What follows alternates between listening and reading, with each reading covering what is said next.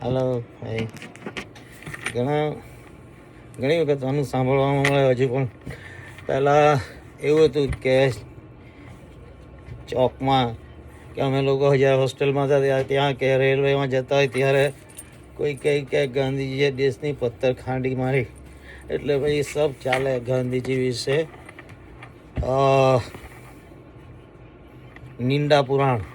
निंदा पुराण चालू हो जाता है गांधी जी के लिए. So bad. The main question come is that like, hey, Gandhiji didn't get the azadi for our country.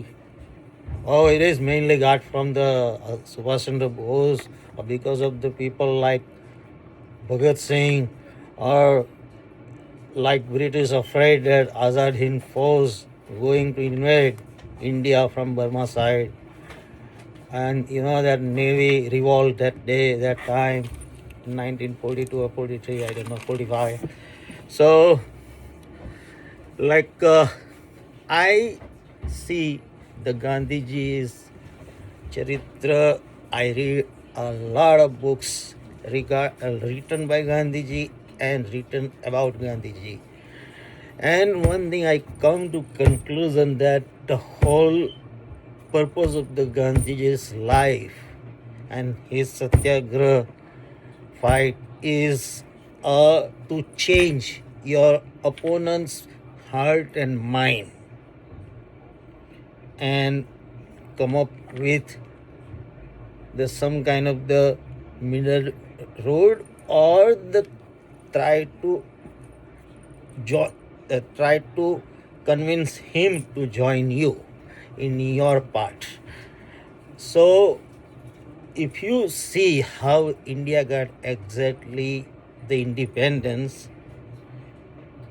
like during that time, when the World War II finished, India has a viceroy called the Wavell, and he was like some kind of the failure viceroy, but I think it is so much explosive situation in India that any viceroy, any person cannot rule properly, or maybe blame anyway, regardless of whatever he do or don't do.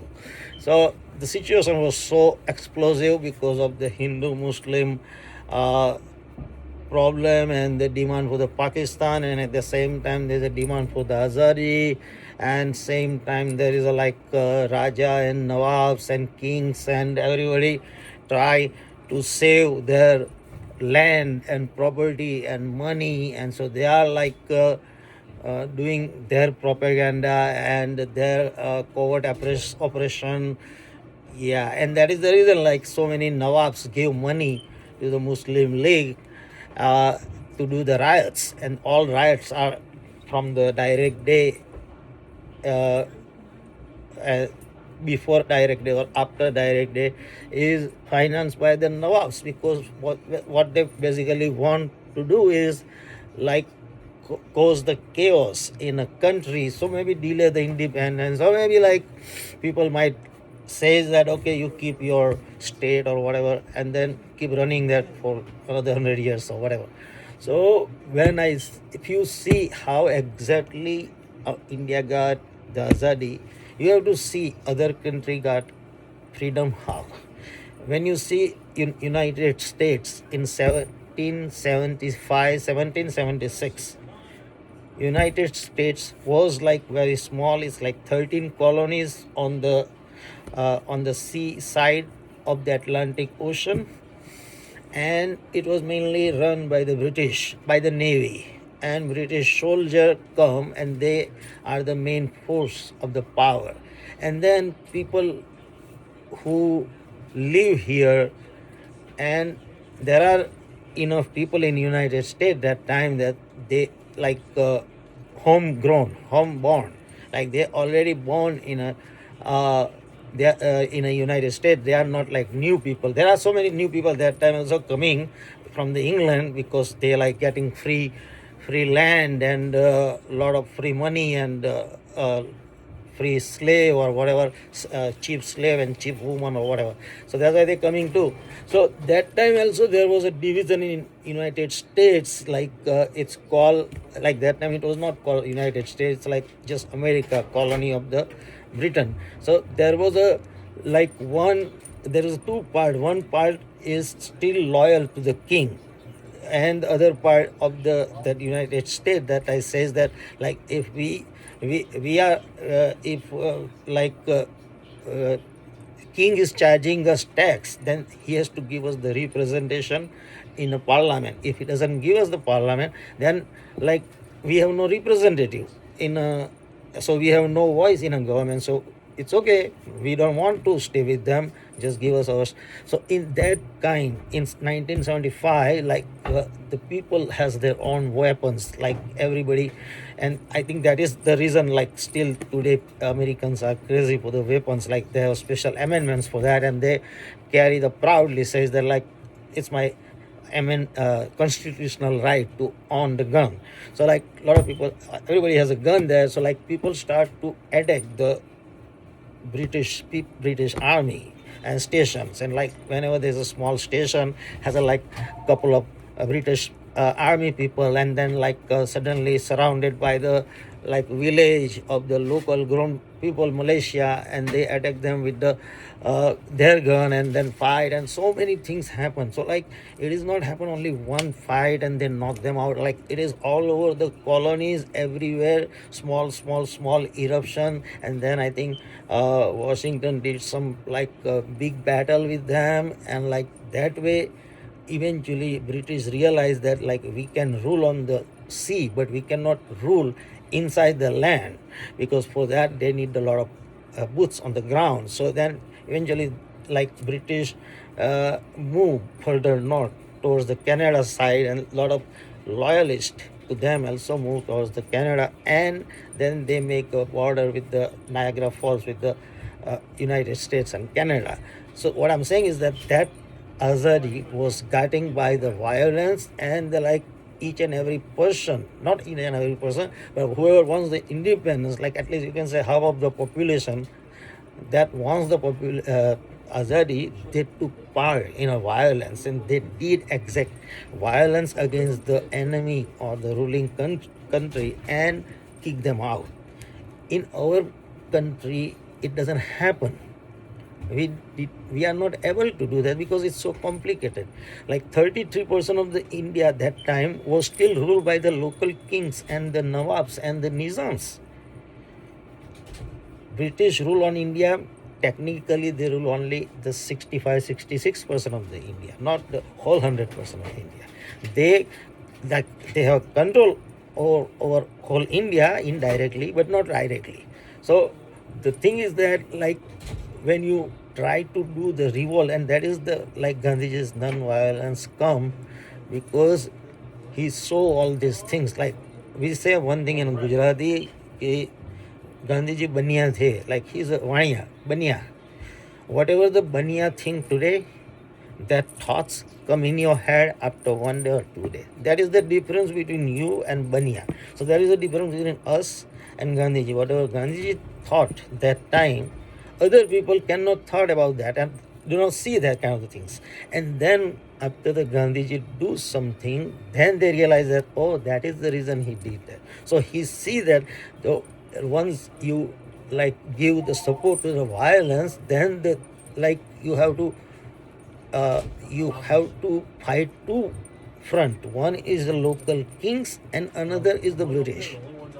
So like it is very impossible to fight them or like defeat them in a war or the like some kind of the terror attack or something. Like you can little cause the disturbance, not like kick them out, But what happened is that after World War II, like the British public, like in any country, if any prime minister or president can win the war, of course he's gonna win the next election that is happening within 6 months, right? But Churchill defeated in an election of 1945, and Attlee came in a power, and as soon as he came in a power, first thing he wanted to do is to give the independence to the India. So he come with the mandate from the people. So that people give mandate and says that we don't want to own India anymore. Just get rid of it. And I say that like people say, oh, how the Gandhiji get the independence? Look at the things. Go on the Google and see the manifesto of the Conservative Party and Liberal Party in England.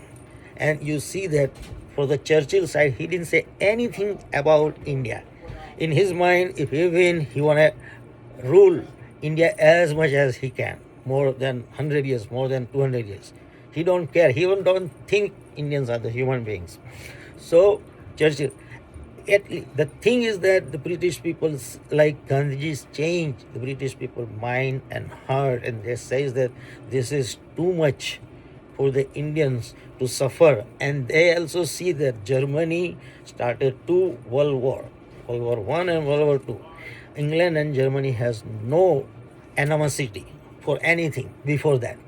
But because Germany came in the picture very late after the France and England, because it became as a state, as a country in like late 19th century. So Germany wanted the colonies too and become strong too and become the world power too. So all he want to do is attack the England and take out the India from them, or take out the England's capacity. And they people see that the England's capacity mainly come from the India, and that invite the Germany to become aggressor against us.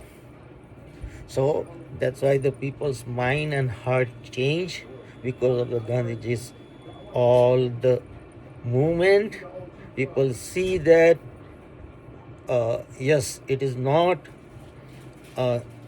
humanity to rule and colonize other human beings, and that is the reason in that manifesto in 1945 the liberals they at least give the promise that like if they elect him, he will do something about India and some take some strong decision about that. So they says that, and that is the exactly the think about that. When Wavell cannot able to do anything, then he convinced the Mountbatten. Mountbatten was like some part of the England's uh, like king dynasty or something like that, and he was a naval officer. He got the victory in somewhere in South Pacific, and that is the reason like he got the victory on the 15th of the August in World War II. That is the reason he chose 15 August for India to get the independence. So like he sent Mountbatten by giving him strong order that you must give independence to the India in 6 months. Like it is like, we just want to get rid of the India. 6 months, that's it. We don't want to hear this problem, that problem. Hindus say give our land, Muslims say give our land, that's our right. That's it. No, we don't want to hear anything. And that time, if you see history, if you read the things, you see that the Mountbatten, before go to the India in England, as a as a courtesy, and I think maybe requirement too, because that time the opposition leader was the Churchill. Means he lost the election, but he's still the strong man. He still has a lot of support of the conservatives. So Mountbatten went to see him and like try to say something like from the at least side that look, we have to give the independence, we have no choice. So that time at least says that okay, if you have to give the independence, give them, but give not like intact. Pura Bharat nahi dena hai. Give in a 2 or 3 piece, and that is exactly the Pakistan came from. Jai Hind.